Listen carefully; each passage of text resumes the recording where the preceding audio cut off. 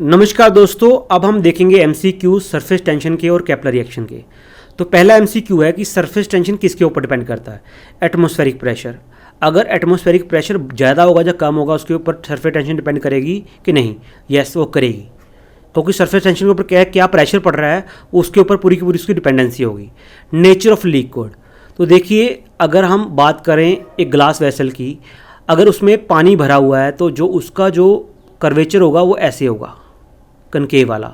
और अगर इसमें मरकरी है तो इसका जो कर्वेचर है वो कन्वेक्स टाइप होगा। तो जो सरफेस टेंशन है वो डिपेंड करती है नेचर ऑफ लिक्विड के ऊपर। अगर हम टेम्परेचर की बात करें तो टेम्परेचर क्या करता है, वो मॉलिक्यूल्स की जो है वेलोसिटी या उनकी एनर्जी बढ़ा देता है। तो उसके ऊपर डेफिनेटली ये डिपेंड करेगा, तो टेम्परेचर ऑफ लिक्विड के ऊपर ही डिपेंड करेगा। तो आपको जो राइट आंसर है वो आंसर नंबर डी है, ऑल ऑफ द अबव। अब नेक्स्ट एमसीक्यू देख लेते हैं कि अगर दो कंडक्टिंग स्फेयर्स को हम सेपरेटली चार्ज करते हैं और हम दोनों को एक दूसरे के कॉन्टैक्ट में लेके आते हैं तो क्या होगा। तो जो आंसर नंबर बी है वो आपका करेक्ट होगा कि जो टोटल चार्ज है दोनों स्फेयर के ऊपर वो कंजर्व रहेगा, वो चेंज नहीं होगा। तो अगर दोनों का हम टोटल चार्ज मेयर करेंगे तो वो कंजर्व रहेगा। अब हम तीसरा एमसीक्यू देखते हैं कि अगर हम दो कैपिलरी ट्यूब लें जो कि डिफरेंट डायमीटर्स की हैं और उनको हम पानी में डिप करें तो किस में पानी का राइज ज़्यादा होगा। तो मैंने आपको पहले बोला है कि जितनी नैरो डायामीटर होगा उतना ज़्यादा पानी जो है वो राइज करेगा, तो greater in the tube of smaller diameter. आपका आंसर नंबर बी वो सही होगा। अब हम फोर्थ एमसीक्यू की तरफ बढ़ते हैं कि अगर टेम्परेचर राइज होता है तो सरफेस टेंशन ऑफ लिक्विड कैसे वेरी करेगा। अगर किसी भी लिक्विड का अगर आप टेम्परेचर इंक्रीज कर देते हो तो सरफेस टेंशन है वो डिक्रीज कर जाएगी।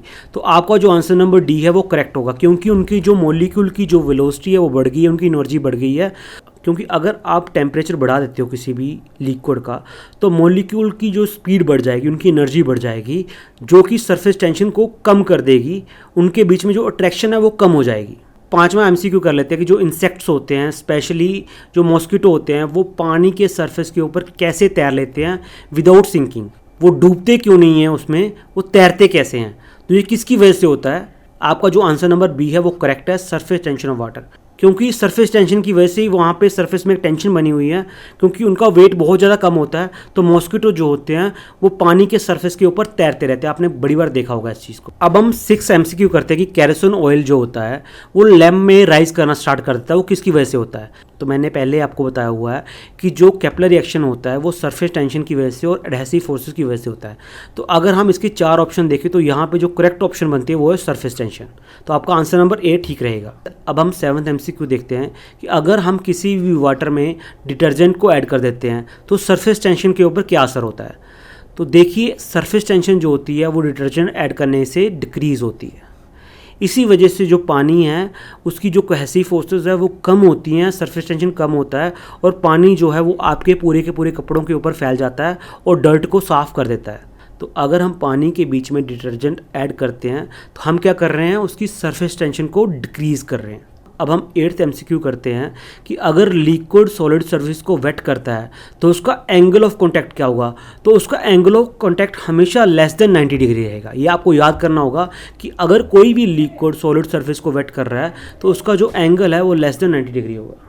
अब हम नेक्स्ट एमसीक्यू करते हैं कि लिक्विड जो है उसकी टेंडेंसी क्यों होती है कि वो स्फेरिकल शेप में आ जाए। तो जो लिक्विड की टेंडेंसी होती है वो कम से कम सरफेस एरिया एक्वायर करने की होती है। ये होता है बिकॉज ऑफ सरफेस टेंशन। तो जो आपका राइट आंसर होगा answer number A, surface tension. अब हम 10th एमसीक्यू कर लेते हैं कि पानी की जो ड्रॉप है वो ऑयल सरफेस के साथ स्टिक क्यों नहीं करती है। तो देखिए, इसका सीधा आंसर है कि जब भी हम बात करेंगे दो डिफरेंट मॉलिक्यूल की तो एडहेसिव फोर्सेस की बात होगी। तो अगर एडहेसिव फोर्सेस स्ट्रॉन्ग नहीं होंगे तो वो स्टिक नहीं करेंगे। तो जो आपका आंसर नंबर ए सही रहेगा, लैक ऑफ एडहेसिव फोर्सेस। अब हम नेक्स्ट एमसीक्यू करते हैं कि सरफेस टेंशन का फिनोमेना क्यों होता है। ये वॉल्यूम कंजर्व करने के लिए होता है, ये सरफेस एरिया मिनिमम करने के लिए होता है, जो पोटेंशियल एनर्जी मिनिमम करने के लिए होता है, या कंजर्व एनर्जी के लिए होता है। तो आपको जो राइट आंसर है, keep surface area minimum. Surface tension जो होता है वो अपने सरफेस एरिया को कम से कम रखने की कोशिश करता है लिक्विड। नेक्स्ट एमसीक्यू करते हैं कि अगर हम किसी ऑयल ड्रॉप को पानी के सरफेस के ऊपर रख दें तो वो क्या करती है। जब भी आप ऑयल वाटर सरफेस के ऊपर ड्रॉप करते हो तो पूरी तरह वो फैल जाता है, तो ये स्प्रेड एज थिन लेयर। तो आपका जो आंसर नंबर सी है वो करेक्ट है। नेक्स्ट एमसीक्यू में है कि अगर टेम्परेचर इंक्रीज कर दिया जाए तो angle of contact of liquid क्या करेगा। तो ये आपको याद रखना होगा कि हमेशा ये डिक्रीज करेगा। नेक्स्ट प्रश्न है कि अगर कोई बाहर से एक्सटर्नल फोर्स एक्ट नहीं कर रही है तो लिक्विड ड्रॉप की जो शेप है वो किसके ऊपर डिपेंड करेगी, ये वो करेगी सरफेस टेंशन ऑफ लिक्विड के ऊपर डिपेंड करेगी। नेक्स्ट प्रश्न है कि बॉल पेन का जो फंक्शन है वो किस प्रिंसिपल को फॉलो करता है, तो आपका जो राइट आंसर है वो सरफेस टेंशन। ये कैपिलरी एक्शन है और कैपिलरी एक्शन किसके ऊपर डिपेंड करता है, सरफेस टेंशन और एडहेसिव फोर्सेस के ऊपर। नेक्स्ट प्रश्न है कि आप फॉलोइंग स्टेटमेंट पढ़ो और कौन सी स्टेटमेंट जो है वो कैपिलरी एक्शन के ऊपर डिपेंड नहीं करती है। तो पहला ऑप्शन है कि कैरोसिन लैंप को चलाना मुश्किल हो जाएगा अगर कैपिलरी एक्शन ना हो, तो ये सही है। जो कैरोसिन लैंप है वो कैपिलरी एक्शन के ऊपर काम करती है। कहता है कि अगर कैपिलरी एक्शन ना हो तो आप जो है सॉफ्ट ड्रिंक को स्ट्रॉ से पी नहीं सकते हैं। तो जो हम स्ट्रॉ से सॉफ्ट ड्रिंक पीते हैं उसमें क्या करते हैं, हम एक तरह का वैक्यूम क्रिएट कर रहे हैं, तो ये कैपिलरी एक्शन के ऊपर डिपेंड नहीं करता। तो आपका दूसरा नंबर ऑप्शन वो गलत है।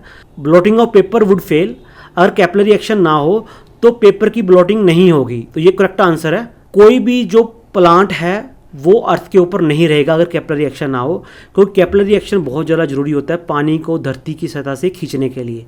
तो अगर कैपिलरी एक्शन नहीं होगा तो ये भी नहीं होगा, तो आपका ये फोर्थ नंबर आंसर भी सही रहेगा। तो आपको जो करेक्ट ऑप्शन है वो आंसर नंबर बी 1, 3, 4। आपका दूसरा नंबर ऑप्शन वो गलत है। ये हम लास्ट MCQ करते हैं कि आप नीचे दी गई हुई स्टेटमेंट को कंसिडर करें, कौन सी स्टेटमेंट करेक्ट है। Surface tension of liquid depends on length but not the area like the elastic property. तो ये आपका ऑप्शन सही है। जो सरफेस टेंशन होता है वो लेंथ के ऊपर डिपेंड करता है कि आपका जो ऊपर वाला सरफेस है उसकी लेंथ कितनी है। तो ये आपका ऑप्शन करेक्ट हो गया। SI unit of surface tension newton पर मीटर है, ये भी सही है। Surface tension is a scalar quantity because it has no specific direction for a liquid. जो लिक्विड की जो इनवर्ड डायरेक्शन है वो पूरी डायरेक्शन में होती है, वो एक डायरेक्शन में नहीं होती है। तो ये भी आपकी स्टेटमेंट सही है। जो सरफेस टेंशन है वो एक स्केलर क्वांटिटी है। तो आपका जो आंसर नंबर डी सही रहेगा। तीनों के तीनों ऑप्शन करेक्ट हैं। सो होप अभी आपको surface tension, capillary action, adhesive और कोहेसिव फोर्सेस के बीच में डिफरेंस और ये MCQ अच्छी तरह क्लियर हो गए होंगे। Thank you very much.